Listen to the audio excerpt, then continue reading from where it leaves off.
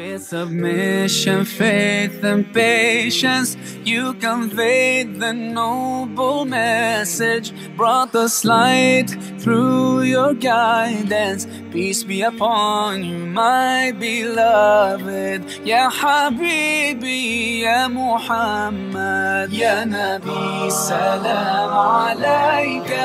Ya Rasul, salam alayka. يا حبيب سلام عليك صلوات الله عليك يا نبي سلام عليك. إن الحمد لله نحمده ونستغفره ونستعينه ونستهديه ونتوب إليه ونتوكل عليه ونعوذ بالله من شرور أنفسنا ومن سيئات أعمالنا. من يهده الله فهو المهتد ومن يضلل فلن تجد له وليا مرشدا. وأشهد أن لا إله إلا الله وحده لا شريك له وأشهد أن سيدنا وإمامنا وقدوتنا وقائدنا إلى الحق محمد بن عبد الله حبيب الله وعبده ورسوله وخليله وصوفيه ومصطفاه. اختاره الله سبحانه وتعالى ليكون لكم وللبشرية بشيرا ونذيرا، فبلغ الرسالة وأدى الأمانة ونصح للأمة وكشف الغمة وجاهد في الله حق جهاده حتى أتاه اليقين. اللهم فصل وسلم وزد وبارك على محمد وعلى ال محمد كما صليت وسلمت وباركت على ابراهيم وعلى ال ابراهيم من الصالحين في العالمين انك حميد سميع مجيد. اما بعد فان اصدق الحديث كتاب الله وخير الهدي هدي محمد رسول الله وشر الامور محدثاتها وكل محدثه بدعه وكل بدعه ضلاله وكل ضلاله في النار. ايها الاحبه، أحييكم بتحية الإسلام وتحية الإسلام السلام. السلام عليكم ورحمة الله تعالى وبركاته. Nous avons samedi dernier abordé le sujet de l'islam et la modernité, et aujourd'hui, Inch'Allah, pour aller dans le même sens et pour aller dans le sens de la compréhension authentique de l'islam, puisqu'on parlait de shi'ar tout à l'heure dans les chants que les frères nous ont offert, c'est la compréhension de l'islam authentique qui est le drapeau, l'étendard de ce chapiteau. Et pour aller dans ce sens, on a choisi de parler de la foi face au matérialisme. Comment garder la foi dans un monde où, justement, c'est les paillettes qui règnent. Et je vais commencer par vous bousculer un peu. C'est que nous sommes tellement dans les paillettes que même les conférences, c'est la personne qui passe le plus à la télé ou qui est le plus vue sur Internet qui va attirer le regard des gens. Mais ce n'est pas forcément le plus savant que l'on vient écouter ou pas. Parce que, après tout, c'est encore une fois dans l'ère du temps que d'écouter en quelque sorte ce que nous disent d'écouter les médias. La notion de prendre le temps d'écouter, de chercher à apprendre, tout est devenu consommation, tout est devenu produit de consommation. Même la foi est en train de devenir un objet de consommation. Et c'est justement parce qu'il n'y a plus de foi, mais il y a au contraire un matérialisme, c'est-à-dire en fait qu'on n'est plus maître de nous, mais c'est le monde qui nous entoure qui nous dicte notre façon à nous de voir les choses. ذهبت عنا الحرية، حرية الفكر، la liberté de penser، حرية التحرك، liberté de mouvement. هذه الحريات وأنواعها كلها، toutes ces sortes de liberté ذهبت عنا أو سرقت منا أو سلبت واختلست. Elles ont été détournées, toutes ces libertés, pour faire de nous, eh bien, toujours pour revenir au chant qui était chanté ici, on est devenu comme des jumjuma, des crânes vides, malheureusement, dans lesquels il n'y a pas la lumière de la foi, qui au fond n'a rien d'autre que la liberté. La foi est liberté par définition, et c'est ce que nous allons essayer dans ce petit laps de temps qui nous est imparti de développer. Qui dit foi dit obligatoirement le contre-pied du matérialisme. Mais venez ensemble définir c'est quoi la foi, C'est quoi le matérialisme? Et nous allons tout de suite nous rendre compte que c'est deux choses qui ne font pas du tout bon ménage. Soit on est dans le matérialisme, soit on est dans la foi, mais on ne peut pas être dans les deux à la fois. Soit on est matérialiste, et dans ce cas, qu'est-ce qui se passe? Dans ce cas, on est sous la domination de ce qu'Allah subhanahu wa ta'ala a dit ou a appelé la'ibun wa lahu. Jeu et distraction, jeu et passion. Et l'autre versant, j'ai envie de dire, de la chose, c'est d'être dans la foi. Et quand on est dans la foi, on est justement dans ce qu'on appelle al-hurriya. Je sais qu'en Occident, notamment à partir des Lumières, on oppose liberté et foi. On n'arrive pas à concevoir que dans la liberté, que dans la foi, il y ait la liberté. Mais on ne voit la liberté, ici, depuis ces temps-là, qu'à travers le prisme de quoi? À travers le prisme de la consommation, le prisme de faire ce dont on a envie. En gros, c'est ça, être libre maintenant. Quand on entend les jeunes, par exemple, qui se mettent à fumer pour la première fois, ils fument en quelque sorte pour dire non à un système, donc c'est pour eux être libre, faire ce que l'on veut. Eh bien, en islam, on te dit, tel que l'islam nous enseigne la foi, être libre, c'est justement dire non à sa propre personne.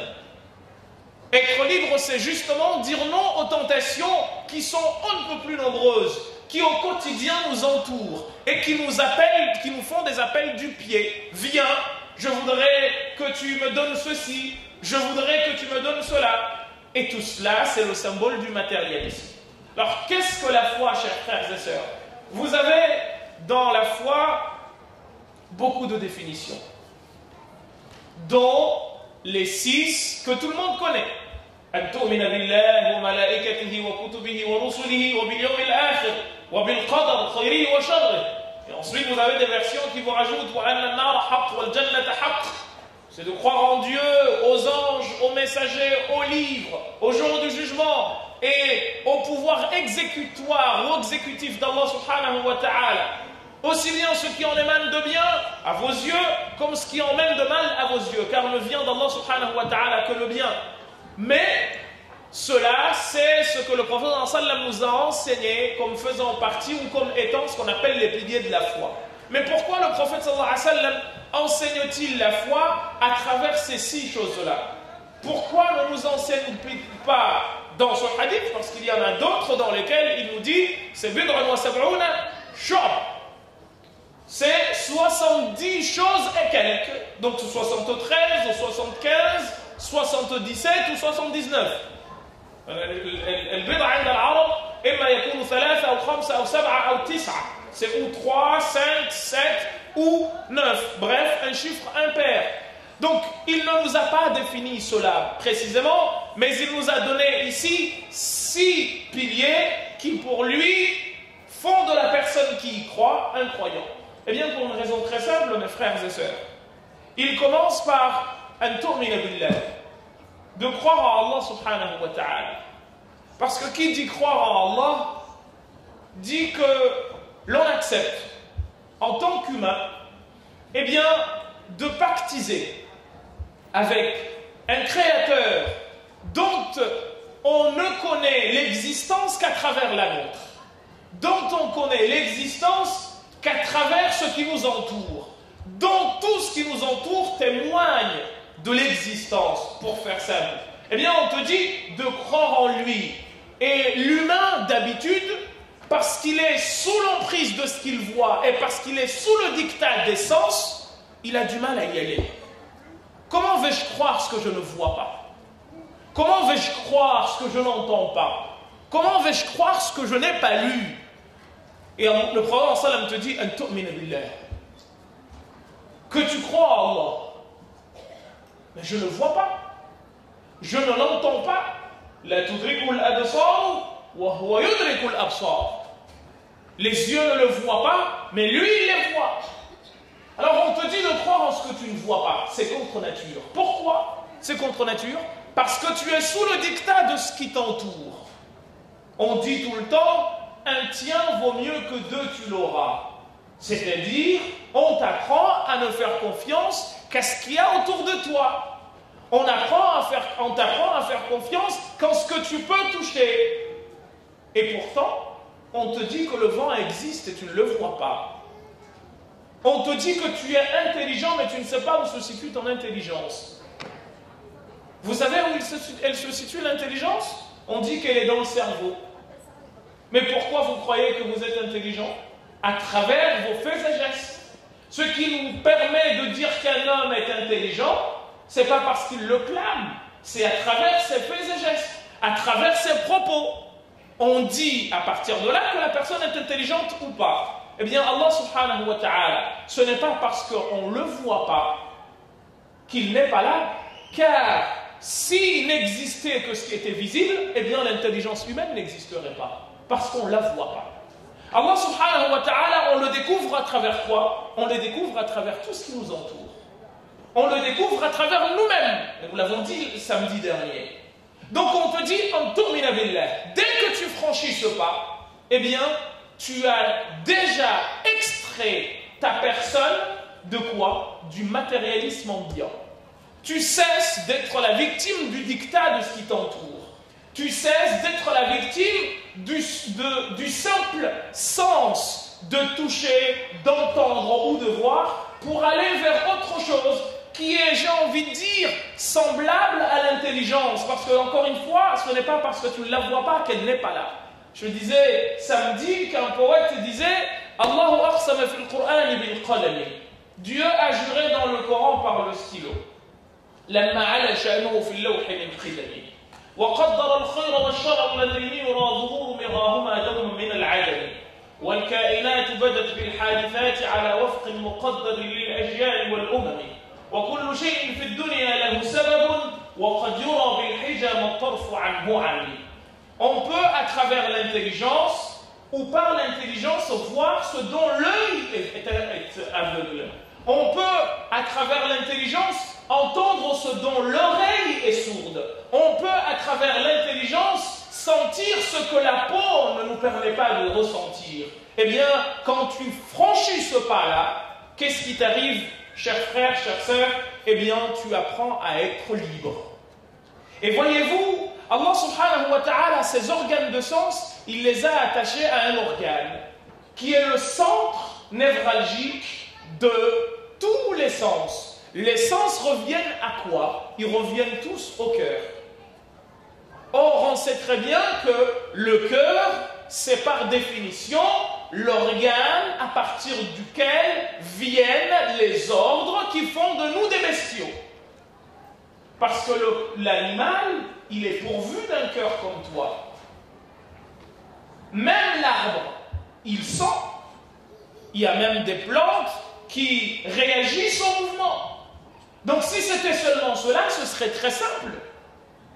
Étant donné que le cœur est ce qui fait justement que les gens aujourd'hui bougent, et l'humain a toujours été ainsi, eh bien en disant Amantu billah, eh bien je dis non au dictat de celui-ci. Je ferme complètement la porte à tous les ordres pouvant venir de celui-ci. Et c'est pour cette raison qu'Allah subhanahu wa ta'ala parle à deux reprises dans le Coran du cœur libre.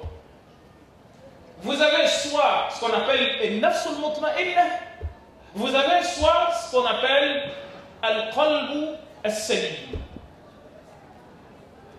Allah subhanahu wa ta'ala, qu'est-ce qu'il vous dit aujourd'hui, le jour du jugement? Il nous dit يَوْمَ لَا يَنْفَعُ مَالٌ وَلَا بَنُونَ إِلَّا مَنْ أَتَى اللَّهَ بِقَلْبٍ سَلِيمٍ. ما هو القلب السليم? C'est quoi le cœur apaisé qui ce jour-là sera utile? C'est un cœur libre. C'est un cœur qui a su dire Amantu billah. C'est un cœur qui a donc su orienter les sens vers le créateur de ces sens et non les orienter vers des choses qui leur ressemblent, des créatures comme eux. Et à un autre moment, il vous dit Ya ayyatuha nafsul mutma'inna, ô toi cœur apaisé, irji'i ila rabbiki radiyatan mardiyah. Voyez-vous les deux, Allah en parle avec quoi? Il en parle avec grandeur. Il en parle avec, avec des qualificatifs nobles. Âme apaisée, cœur bon, un bon cœur, un cœur qui est dépourvu, salim. Ay, osbira alayhi salam al-iman. La paix de la foi il en a été imprégné et pour cette raison il est devenu libre. Mais le cœur qui lui, comme dit Dieu dans Surat Al-Kahf, وَلَا تُطِعْ مَنْ أَغْفَلْنَا قَلْبَهُ عَنْ ذِكْرِنَا وَاتَّبَعَ هَوَاهُ وَكَانَ أَمْرُهُ فُرُطًا. Ne suis pas celui dont le cœur, eh bien, est justement, au lieu de guider vers le créateur d'essence, va au contraire vers ceux-ci en leur donnant tout ce dont ceux-ci ont besoin et ce faisant en devenant l'esclave de ce qui les entoure. Voilà, le prophète sallam, Dieu lui dit, n'obéis pas à celui dont le cœur est accaparé par autre chose, et qui ce faisant a suivi ses passions, et le résultat est quoi? Dites-moi, frères et sœurs, qui de tous ceux qui ont goûté à ce bas monde ont dit un jour, j'ai tout eu, je suis content, je ne désire plus? Vous avez déjà entendu quelqu'un dire cela? Wallahi lam yahdus marra. Ça ne s'est jamais produit. Et je vais vous faire une confidence que vous connaissez sans doute. Adam alayhi salam, كما جاء في الحديث أراه الله سبحانه وتعالى أرواح أبنائه كلها. Dieu lui a montré les âmes de tous ses enfants. فرأى منها روحا قدر لها 60 سنة. Il a vu dans les âmes de ses enfants l'âme d'un de ses enfants pour qui Dieu a prévu 60 ans. فقال ما أجملها. Qu'est-ce qu'elle est belle cette âme, l'âme d'un de mes fils. قيل له هذه روح ابنك داود. Ça c'est l'âme de ton fils Daoud. قال خذوا مني 40 وأضيفوها إليه. Prenez de ma vie, قدر له كم سنة؟ 1000 سنة. On lui a prévu combien d'années de vie? 1000. Il a dit prenez-en 40 et donnez-lui, rajoutez à sa vie. عاش آدم كم سنة؟ 960 سنة. Il vit jusqu'à 960 ans. أتاه ملك الموت من أجل قبض الروح. Il est venu lui prendre l'âme. قال خلاص حان الوقت. L'heure de partir est arrivée. ماذا كان جواب أبينا آدم عليه السلام? Sa réponse a été quoi? قال عد إلى ربي. repars voir Dieu. وقل له أنه هو المعطي أنا لا أمتلك شيئا حتى أعطي. Moi j'ai rien à donner, c'est lui qui a à donner. Dis-lui de me redonner mes 40 ans.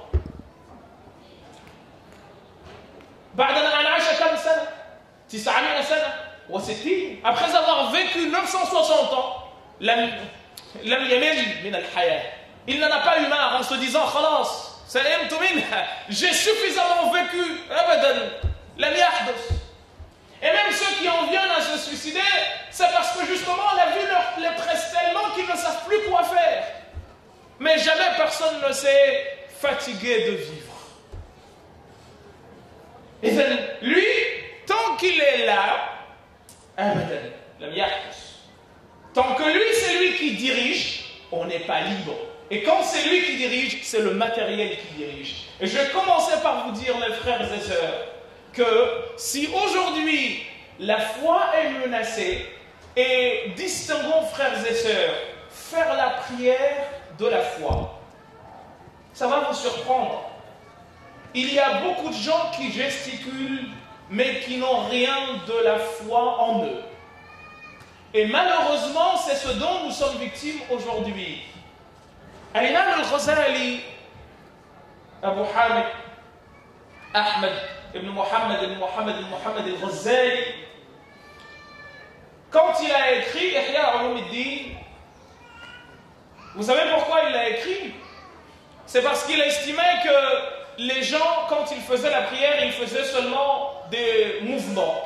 Mais راحت روح الأعمال, l'âme des pratiques est partie. فأراد أن يعين الناس على أن يعيدوها إليهم. Et il a voulu que justement les gens regagnent la foi des pratiques à travers ce qu'ils faisaient. فكتب هذا الكتاب واسماه إحياء علوم الدين. Je vais participer à la revivification des sciences religieuses. حتى تعود إليها روحها. Jusqu'à ce que l'âme de ces sciences leur revienne. Était El-Ghazali il y a combien d'années? 450-505 بعد الهجرة. ونحن أتينا بعد كم سنة؟ 1000 سنة بعد الغزالي. Nous sommes à 1000 ans après l'imam al-Ghazali. Et donc, si lui, à 450, il disait qu'il n'y avait pas, il y avait besoin de Ihya Ulum ad-Din, aujourd'hui, je ne dis pas qu'il y a besoin de Ihya Ulum ad-Din. On doit les recréer. On va à la mosquée. Qu'est-ce qui se passe dans les mosquées? Les mosquées se sont transformées. قديما كانوا يتصافحون فيها ويتقابلون فيها بسرور وبهجة. Les gens s'accueillaient dedans avec bonheur, avec tout ce que vous voulez. Aujourd'hui, c'est quoi? المسجد المغربي, المسجد الجزائري, المسجد التونسي, إفريقي, turki. Aujourd'hui, ce n'est plus ça du tout. La mosquée, elle est algérienne, marocaine, tunisienne, africaine, turque ou je ne sais quoi. Allez dans les mosquées. Allez, regardez. Regardez dans vos villes. Vous allez voir s'il y a une mosquée qui n'est pas étiquetée. هل أتينا لنعبد البلاد البلدان أو أتينا لنعبد الله؟ هل المساجد للبلدان أم لله؟ Est-ce que les mosquées sont à Dieu ou au pays dont nous sommes d'origine? Et pourtant, ما شاء الله, tout le monde 5 صلوات. لكن هذه الصلوات الخمس التي تؤديها يوميا ماذا غيرت فيك؟ من لم تغيره صلاته فلا صلاة له كما جاء في الحديث. Celui dont la prière n'influe pas sur sa façon à lui de vivre, il ne prie pas. هكذا قال الرسول صلى الله عليه وسلم: من لم تنهه صلاته عن الفحشاء والمنكر فلا صلاة له. Celui dont la prière n'influe pas le comportement au point de lui faire faire ce qui va obéir à Allah et l'éloigner de ce qui va lui faire désobéir à Allah, il n'a pas de prière. Et aujourd'hui, quand on regarde, on fait un petit sondage, de quoi s'aperçoit-on? Eh bien, on s'aperçoit justement que, et c'est pour cette raison que le titre est important, la foi dans le matérialisme, ou face au matérialisme exactement. Comment faire? Parce que tout, on est envahi de partout. Wallahi, on ne se rend pas compte. Mais même notre façon à nous de manger, notre façon à nous de nous habiller, notre façon à nous-mêmes de concevoir le monde nous est dictée par le matériel. J'achète ceci, non pas parce que je vais pouvoir être en phase avec mon créateur ou pour être bien avec mon voisin, abadan. Je cherche mon confort. Je cherche mon confort. Et comment je cherche mon confort? Eh bien, par tous les moyens. Tous les moyens qui s'offrent à moi, je les utilise. Pourquoi? Parce que je vise un objectif que jamais personne n'a atteint. Jamais personne n'a réussi à se dire, comme je vous ai dit tout à l'heure, Masha'Allah, j'ai eu tout, même à 200 ans, Wallahi, même à 200 ans, même à 1000 ans comme Adam alayhi salam. Jamais on n'arrivera à faire cela. Pourquoi? Parce que l'homme est par définition une machine productrice d'envie. Je dis souvent aux frères qu'il y a dans les Fleurs du mal de Charles Baudelaire de très beaux vers où il dit « Un homme digne de ce nom a dans son cœur un serpent jaune, assis comme sur un trône, à qui s'il dit « Je veux », il dit « Non ». Voilà la définition de Baudelaire pour l'homme, même si lui, il ne l'a pas appliqué. C'est-à-dire, en d'autres termes, que tu n'es libre que quand tu es en mesure de te dire ben, lui, il a dit « Je veux », je ne lui donne pas. Et je dis souvent aux frères qu'il y avait un savant qui a tellement refusé à son âme ce qu'il voulait ce qu'elle voulait, qu'un jour, je vous ai dit, il a dit أشتهي أن أشتهي فتشتهي نفسي فلا أعطيها فأبت أن تشتهي. J'ai voulu désirer pour que mon âme, mon cœur désire et que je ne lui donne pas, il a compris que je ne lui donnerai rien du tout, elle a cessé de désirer. Ben à ce moment-là, à cet instant-là, j'atteins la notion de liberté. Mais tant que je fais ce que lui veut, eh bien, khalas. ليس فيه حرية وليس فيه إيمان. Il n'y a ni foi ni liberté. Et c'est dans ce sens qu'on dit aux autres, mais vous qui dites qu'il ne faut pas croire, ou qu'il faut se lever, aller boire de l'alcool ou aller dans les boîtes de nuit, si c'est ça votre liberté, nous on dit, comme le disait Alexandre Kojève, l'homme est conscience de soi, conscient de sa réalité et de sa dignité humaine. Et c'est en ceci qu'il diffère essentiellement de l'animal qui se laisse dépasser par le niveau du simple sentiment. La mouche, si elle voit qu'il y a de la viande de l'autre côté et qu'entre elle et la viande il y a un bûcher, elle va chercher à traverser le bûcher pour atteindre la viande et bien entendu va mourir entre-temps. L'humain, lui, Dieu lui a donné la possibilité de dire « moi j'ai envie, mais entre les deux il y a quelque chose, je n'y vais pas ». Si tu n'arrives pas à raisonner comme ça, mais toi et la mouche vous êtes pareils. Toi et le chien, le chihuahua, vous êtes pareils. Et c'est la raison pour laquelle nous on nous dit Al-Iman huwa qimmatul hurriya. La foi c'est le summum de la liberté. Parce qu'elle me dit quoi? La foi me dit je crois en Allah, donc je cesse d'être sous le dictat comme nous venons de le dire. De quoi? De ce qui m'entoure, de mes sens. Mais elle ne s'arrête pas là. Vous avez entendu le prophète sallam qui dit La yu'minu ahadukum hatta yuhibba li akhihi ma yuhibbu li nafsihi. Et regardez le terme qu'il a utilisé, l'iman. Il ne croira pas complètement celui qui ne souhaitera pas pour lui ce qu'il souhaite pour autrui, ce qu'il souhaite pour sa propre personne. Ça veut dire quoi cela? Eh bien le sens ici est que, étant donné que d'habitude, l'homme ne cède qu'à ce que veut son cœur et qu'il n'est pas naturel de vouloir que mon frère ait la même chose que moi, j'ai toujours envie d'avoir plus. Eh bien quand tu dis non à cela et tu donnes à ton frère ce que tu veux, eh bien là tu as dit à ton cœur, et voilà je t'ai eu. Je suis libre, je suis capable de faire même ce que toi tu ne veux pas. Le prophète sallallahu alayhi wa sallam, comme a dit dans le hadith al-Mursal, lorsqu'il y a eu la révélation du verset dans lequel Dieu dit Allah. Lorsque le prophète sallam a reçu la révélation de ce verset où Dieu lui dit Khudil afwa wa'mur bil urfi wa'arid 'anil jahilin. Prends le pardon, conseille le convenable et tourne le dos aux ignorants. قال لجبريل, il a dit à Jibril والله ما فهمت شيئا من هذه الآية. Je n'ai rien compris de ce verset. علمني, apprends-moi. قال جبريل انتظر. Il lui a dit attends. Je vais demander, ensuite je reviens à toi. عاد جبريل إلى الرسول صلى الله عليه وسلم بعدما أن تعلم معنى الآية, après avoir appris le sens du verset. قال إن ربك يأمرك بثلاثة. Ton Seigneur t'impose trois choses. Lesquelles sont-elles ces trois choses-là? Il lui dit خذ العفو, la première chose. وأمر بالعرف, deuxième. وأعرض عن الجاهلين, il lui a dit أن تعطي من حرمك. Donne à celui qui hier avait la possibilité de te donner et il a dit je ne te donne pas. وهذا أمر غير طبيعي لا ترتضيه النفس. L'âme n'est pas d'accord.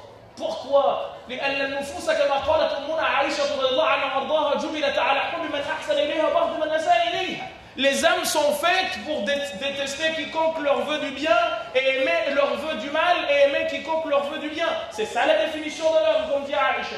Mais si tu dis, celui-ci m'a voulu du mal, mais hier il ne voulait pas me donner, moi aujourd'hui, je lui montre que je ne suis pas sous la domination de mon cœur comme lui il est, en faisant quoi? En allant dans son sens, tiens mon frère.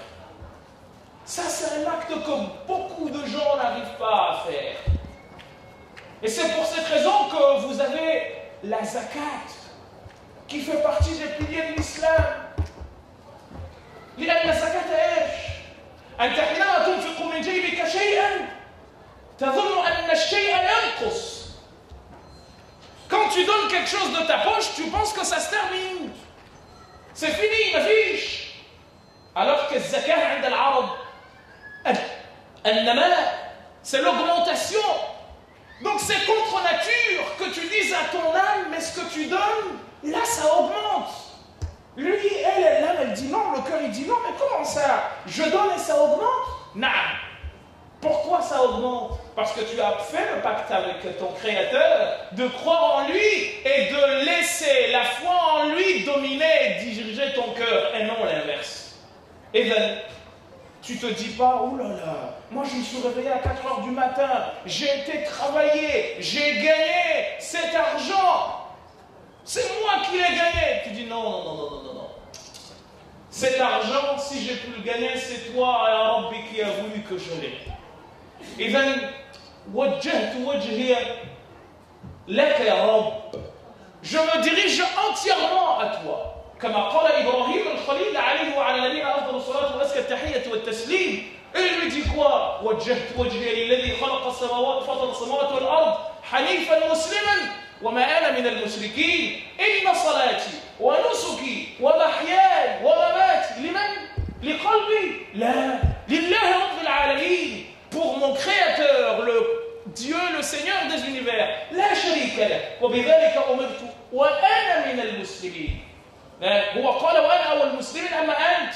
نحن عندنا عند الشوافع فيما يسمى بدعاء الاستفتاء. Et c'est ce qu'on lit quand on commence la prière. Donc toi tu ne dis pas ce qu'Ibrahim a dit, parce que tu n'es pas le premier. هو سماك المسلمين من قبل, mais tu es un de ceux qui ont suivi. Donc tu dis وأنا من المسلمين, et j'en fais partie. Donc toi quand tu donnes, tu dis ça c'est pas à moi, c'est à mon Créateur. Donc je ne fais que rendre à mon Créateur ce qu'il m'a donné. Et voyez-vous, avant d'aller plus loin, il y a une anecdote très importante qui nous montre l'importance justement de rompre avec le matérialisme pour aller dans la foi. Il y avait une mère, un monsieur qui était commerçant. Et c'est aux sœurs que je m'adresse en particulier. La mère avait son mari avec lequel ils avaient eu un enfant. كان لهم غلام. سافر البعل. Le mari est parti en voyage et sur le retour حدثت حادثة. Il y a eu un événement. توفي الابن. Le fils est mort. ليلة إياب البعل. La nuit du retour du mari. قبل أن يصل الزوج. Avant que le mari n'arrive. ماذا صنعت المرأة? Elle a fait quoi, la femme? Elle s'est dit, qu'est-ce que je vais pouvoir faire à mon mari? Et suivez bien l'histoire, parce qu'elle résume tout ce que nous disons là. La femme dit, mais comme disait le prophète, lillahi ma a'ta wa lillahi ma akhas. Appartient à Dieu ce qu'il donne, et lui appartient également ce qu'il prend. Alors elle s'est dit, si je me mets à crier, si je déchire mes habits, est-ce que je vais pouvoir faire revenir mon fils à la vie? Elle s'est remise à Allah subhanahu wa ta'ala. Là, qu'est-ce qui va se passer? لم تخبر أحدا بموت ابنها. وتخيلوا آلام الأم التي توفي له ولد. Imaginez les douleurs d'une mère qui a perdu son fils. Il est mort. Mais elle n'en a parlé à personne. Pour attirer l'attention de personne. La personne, le mari, est revenu. Et elle ne lui a rien dit. Et je vois mes sœurs aujourd'hui qui crieraient de toute leur force. C'est quoi le résultat? Elle n'a rien dit à personne. Et le mari est rentré. Il a le firoche. Elle l'a appelé au lit. Comme si de rien n'était. Le cœur était en train de bouillir à l'intérieur. Vous êtes des mères et vous savez combien c'est dur de voir son fils souffrir avec ça va. Elle a enduré. Et alors qu'elle est au lit avec son mari, elle dit à son mari, écoute,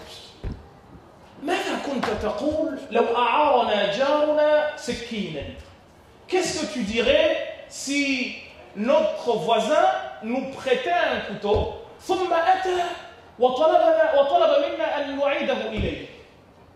et qu'il revenait nous demander de lui rendre son couteau? Est-ce que tu te fâcherais? Comment j'aurais pu me fâcher alors que ce n'est pas à nous mais c'est à lui? Elle a dit, notre fils est mort. Il n'est pas de nous, il vient d'Allah. Comme Dieu nous l'a donné, il nous l'a repris. Et vous savez quoi? L'enfant qui est né là, certains savants disent, c'est le Junayd ibn Muhammad. Celui dont vous entendez parler à gauche et à droite s'appelle Junayd al-Baghdadi. Eh bien, c'est l'enfant qui est né de cette relation-là. Pourquoi? Parce qu'Allah subhanahu wa ta'ala nous a dit وَلَنَبْلُوَنَّكُمْ بِشَيْءٍ مِّنَ الْخَوْفِ وَالْجُوعِ وَنَقْصٍ مِّنَ الْأَمْوَالِ وَالْأَنفُسِ وَالثَّمَرَاتِ وَبَشِّرِ الصَّابِرِينَ الَّذِينَ إِذَا أَصَابَتْهُمْ مُصِيبَةٌ قَالُوا إِنَّا لِلَّهِ وَإِنَّا إِلَيْهِ رَاجِعُونَ. Parce que tu vas être éprouvé, ô toi humain, dans ta vie, dans ta famille, dans ta chair. Mais à quoi ça sert de perdre espoir? À quoi ça sert justement de devenir l'esclave de ses passions? Rien du tout. Ce que Dieu a décidé va bel et bien avoir lieu.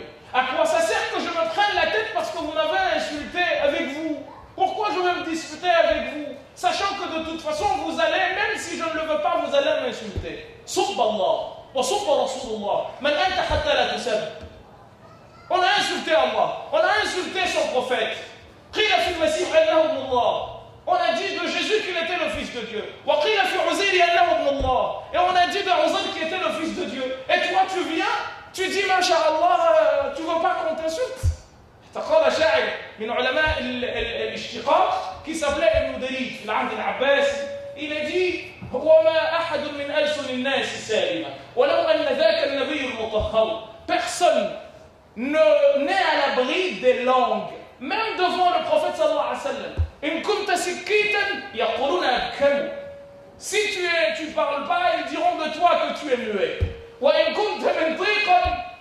Et si tu parles, on va dire de quoi? Musarfir, tu es là, tu parles comme hey, il n'arrête pas de parler. Wa in kunta sawaman wa bil layli qa'ima yaquluna zarrafun yura'i wa yamkuru. Et si tu fais des jeûnes, tu fais la prière, etc., ils trouveront toujours quelque chose à dire. Alors pactise avec Allah. Lui, il est unique. Et jamais il ne te décevra. Mais les autres, quoi que tu fasses, on trouvera toujours quelque chose à dire. Je peux venir là, vous parler avec passion, avec cœur, mais n'empêche que celui qui n'a pas envie d'écouter, notamment si la personne te déteste, وعين الرضا عن العيوب كليلة وعين السخط تبدي المساوية. Là, l'œil qui aime, jamais il ne voit les défauts. Mais l'œil qui déteste, même quand les défauts n'existent pas, il les crée. Et bien, comme Allah, sois avec lui. Mais le matérialisme, et quand je dis matérialisme, c'est pas seulement ça. Non, c'est l'ensemble de ce que représente le matérialisme derrière, c'est-à-dire les passions vers lesquelles chacun de nous va aller.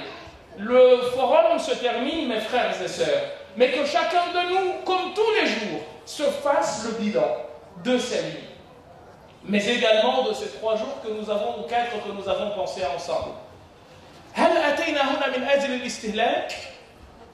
Est-ce que nous sommes venus ici consommer? Combien nous avons consommé? Est-ce que notre état a changé? Combien de fois tu as mangé? Et combien de fois tu t'es rassasié? Est-ce que tu t'es rassasié une bonne fois pour toutes, de manière à ne plus jamais avoir besoin de manger? Tu Tu as consommé, mais tu as consommé jusqu'à atteindre le summum de la consommation, jusqu'à te dire non, là c'est bon, khalas, abadan.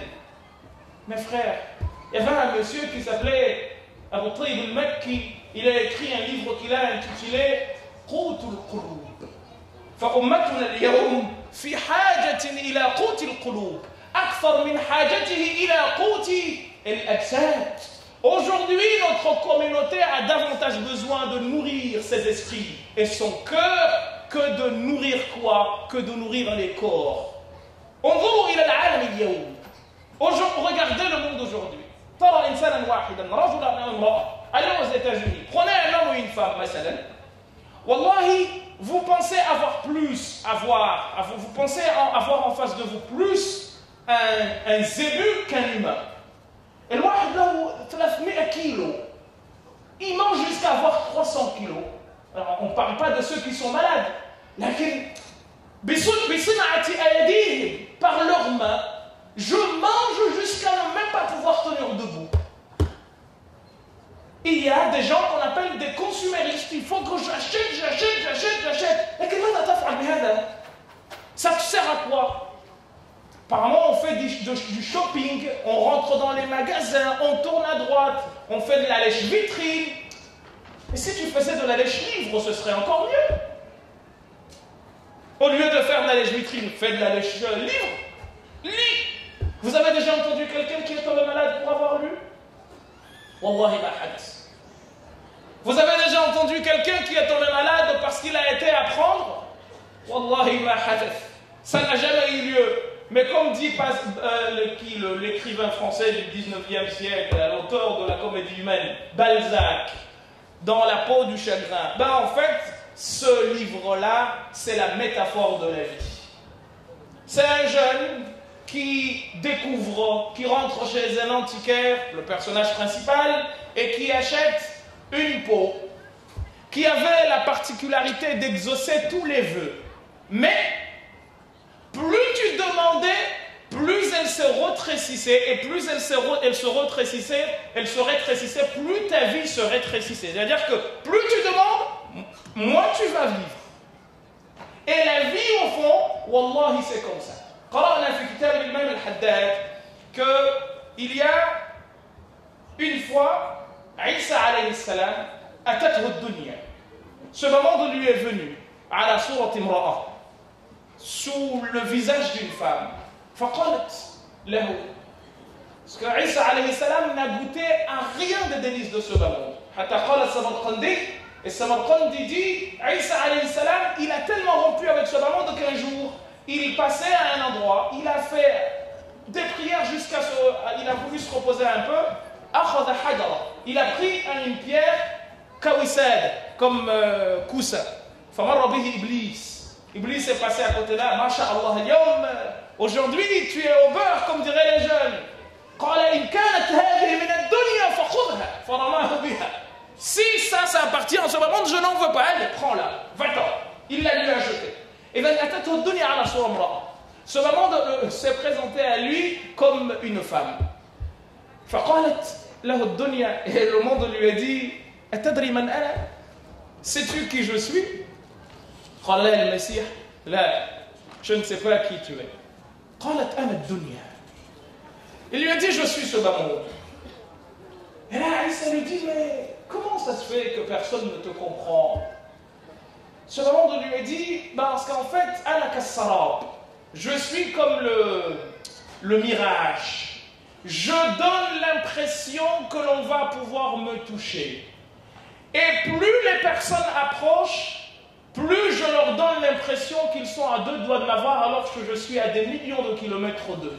Et quand véritablement la personne est à 2 doigts de m'atteindre, boum, la mort lui tombe dessus et jamais personne ne m'a eu. Et de cette façon, j'arrive à les avoir tous. Parce que tout le monde se dit, ah, moi je vais vivre. Mais tu vas vivre jusqu'à quand?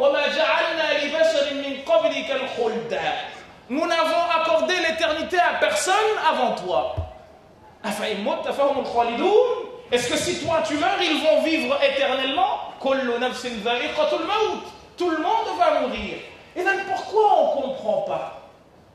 Pourquoi Pourquoi on se donne toujours ces espoirs-là? Et dans l'imam al-hurriya, la liberté, elle est dans la foi. Parce que tu vas justement pouvoir donner à ton frère ce que lui, il t'a refusé. Pourquoi? Parce que lui, il est dominé par son cœur, alors que toi, tu dis, de toute façon, ça ne sert à rien, ça va passer.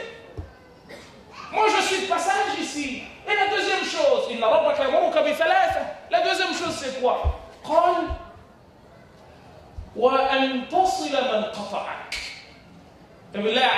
Je vous invite à regarder autour de nous tous. Qui est-ce qui n'a pas de problème avec son frère, sa soeur, son voisin, son père, sa mère? Wallahi, je pourrais, c'est sûr et certain. Sûr et certain, nous tous avons des problèmes avec nos voisins, avons des problèmes avec ceci, celui-là. Mais c'est impossible que nous n'ayons pas de problème. Mustahil. Vous savez pourquoi? Pour une raison très simple. C'est, en fait, j'attends de toi que tu me donnes quelque chose. Mais tu ne peux rien me donner, mon frère. Je ne devrais rien attendre de toi. Parce que c'est lui qui donne. Qui suis-je? Toi, t'es quoi? T'es rien. L'asta'illa wasil. Tu n'as qu'un objectif que Dieu va utiliser pour me faire parvenir ce qu'il veut. Comme moi, je ne suis qu'un moyen que Dieu va utiliser pour te faire parvenir ce qu'il a envie qu'il t'arrive. Mais ce n'est ni vous, ni personne d'autre qui pouvait me faire du bien si Dieu ne veut pas que le bien m'arrive. Huna yakmulu l'iman. Là, on est dans la foi. Wa huna takmulu al-hurriya. Et là, on est libre. Parce que je ne réfléchis pas pour vous plaire, je ne réfléchis pas pour plaire à X ou Y, je réfléchis pour plaire à mon Créateur. Et à ce moment-là, Wallahi ana hur. À ce moment-là, je suis libre. Pourquoi? Parce que le prophète sallallahu alayhi wa sallam nous a appris, et la vie nous a appris la même chose. Allah takhafu fillahi lawmata la'im. Que tu ne craignes pas pour Allah. Lui, Farid, il va me dire, mais Mohammed, tu as dit telle chose, ou les gens vont, si on dit quelque chose sur toi, mais on en a dit, dès lors que tu sais que tu es en bonne relation avec lui, mais le reste, ça devrait pas du tout te traverser la tête, et à ce moment-là, tu es libre parce que tu n'es soumis à personne. Et celui qui a voulu se rompre avec toi, c'est pas évident. Tu m'as fait du mal, mais je viens te voir et je te dis, mon frère, pardonne-moi. Abu Bakr as-Siddiq, il a eu une incompréhension avec Omar ibn Khattab. Et Omar ibn Khattab s'est fâché et comme s'il avait claqué la porte au nez de Abu Bakr. Omar il a reconnu ce qui s'est passé, mais qu'est-ce qu'Abu Bakr a fait? Omar a couru vers le prophète pour aller lui dire, j'ai commis une bêtise énorme. Abu Bakr, on va voir le prophète et lui dit, non, c'est pas lui qui a commis la bêtise, c'est moi qui ai commis la bêtise. Mais regardez le raisonnement, où se situe-t-il ici là? Et c'est pour cette raison que le prophète sallallahu alayhi wa sallam nous dit dans un hadith, Rahimallahu mra'an samihan. Que Dieu accorde la miséricorde qui est la sienne, quelqu'un qui est, de toute façon, il est bon, il est pardonneur dans toutes les situations. S'il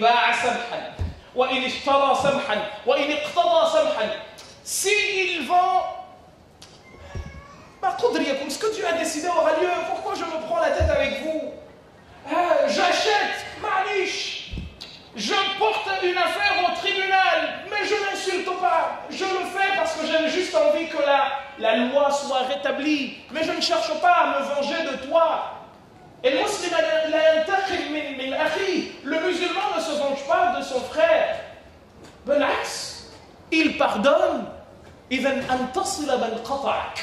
mes frères et sœurs, si nous rentrons chez nous et que nous ne sommes pas... Si nous voulons vraiment tester notre liberté, eh bien c'est de dire, toi tu voulais pas que je me réconcilie avec mon frère, je vais le voir. Et même s'il ne veut pas de moi, même s'il va me claquer la porte au nez, mais comme je suis libre, lui il ne l'est pas, je dois l'inviter à augmenter, à monter, mais je ne dois pas l'inviter à baisser.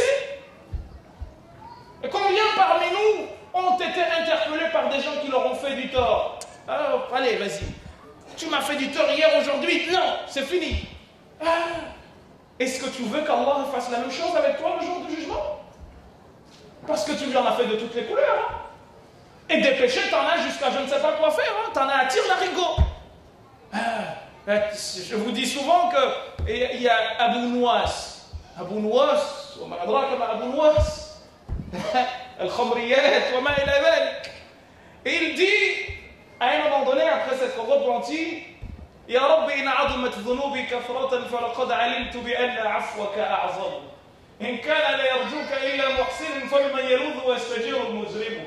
Je sais que j'ai dépassé les limites, parce qu'il a été dans des choses que je ne pourrais même pas vous dire.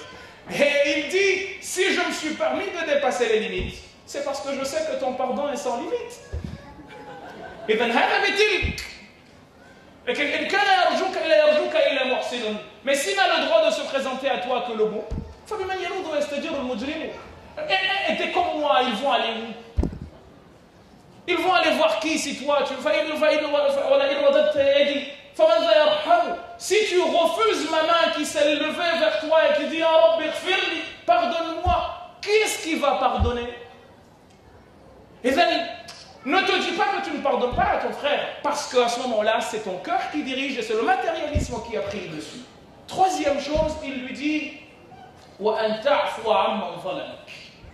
ça c'est encore pire. Et que tu pardonnes à celui qui a été injuste à ton endroit. Et ça, c'est quelque chose que très peu de gens sont capables de faire. Pourquoi? Parce que par définition, l'humain a toujours envie que ce soit lui qui ait le dernier mot. Comment ça? La langue, même vous avez déjà entendu deux personnes se disputer et s'arrêter de s'insulter sans qu'il y ait une troisième personne qui vienne en tirer une? Non. Ça commence toujours. Là, tu as dit, moi je dis, tu as dit, moi je dis, tu as dit, moi je dis. Et le résultat a été quoi? Jamais on n'a rien eu. Alors il y a un monsieur qui a dit, comme Rawa el-Nawawi ou Hazi al-Abiyat fi kitab al-Azkar, il y a quelqu'un qui a dit احفظ لسانك أيها الإنسان لا يقتلنك إنه ثعبان كم في المقابر من قتيل لسانه كان التهاب لقاءه الشجعان. Protège ta langue, ô toi humain, qu'elle ne te tue pas car c'est un serpent. كم في المقابر من قتيل لسانه. Combien dans les tombes se trouvent des gens qui sont morts à cause de leur langue? Des gens qui étaient craints de tous, mais à force de parler, on dit aux Comores que le trou que la langue a creusé, aucune main ne peut fermer. Tu parles, tu dis une chose, mais wallahi, tu regrettes. Tu aurais aimé si tu pouvais retourner en arrière et ne pas le dire. C'est pour ça qu'on te dit Man kana yu'minu billahi wal yawmil akhir falyaqul khayran aw liyasmut. Là, regardez encore. Qu'est-ce que Dieu, le prophète, a dit? Man kana yu'minu bihadha bid-dunya abadan billahi. Celui qui croit à Allah. Alors on est toujours en train de parler de foi. Celui qui croit à Allah et au jour du jugement, eh bien, qu'il dise du bien ou qu'il se taise. Pourquoi? Parce qu'encore une fois, on revient là, le matérialisme, dans tous les sens du terme. C'est-à-dire que tu es victime de ce qui t'entoure et non l'inverse. Et celui qui a été injuste à ton endroit, il faut que tu te montres toi, au contraire, pardonneur. Pourquoi? Parce que le Coran nous dit dans un hadith, trois choses. Si j'avais l'habitude de jurer, la halaftu biha. Wallahi, je jurerais par elle. Et parmi les trois choses, c'est lesquelles? Parmi les trois choses, c'est que justement, celui qui pardonne, Allah lui pardonne. Allah subhanahu wa ta'ala, le jour du jugement, il y a des gens qui vont être appelés par les anges. Et vous savez comment on va les appeler? Dieu va envoyer des anges qui vont dire toutes les personnes auprès de qui Dieu a des dettes doivent se lever. Et les gens vont dire Wakif, comment Dieu peut être endetté auprès de quelqu'un?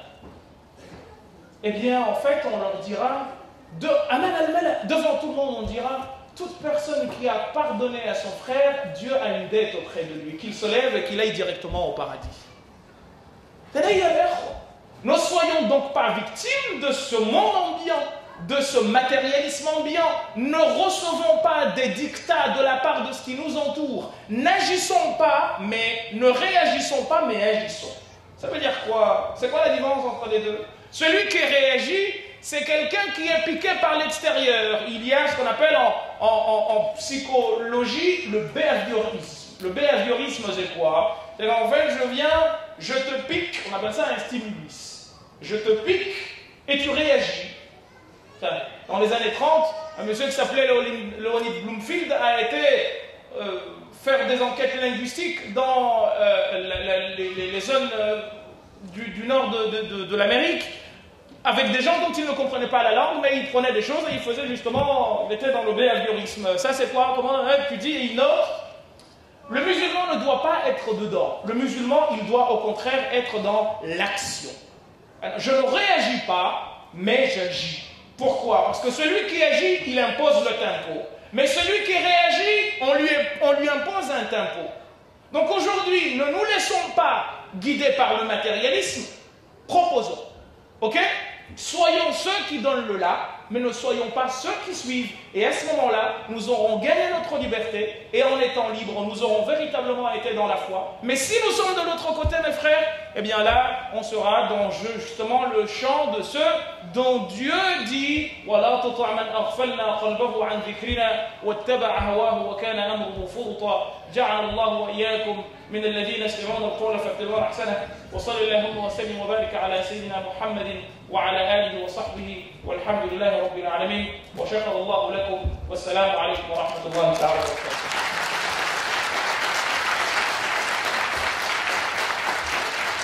Comme je vous ai promis, on ne s'engage pas d'écouter notre frère Cheikh Mohamed Bazrafi. Je vous invite vivement à consulter son site internet. Vous avez toutes ces conférences.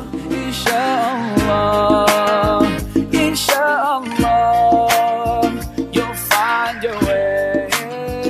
Inch'Allah, Inch'Allah, Inch'Allah, you'll find your way. Every time you commit one more mistake, you feel you can't repent and that it's way too late. You're so confused, wrong decisions you have made haunt your mind and your heart is full of shame. But don't despair.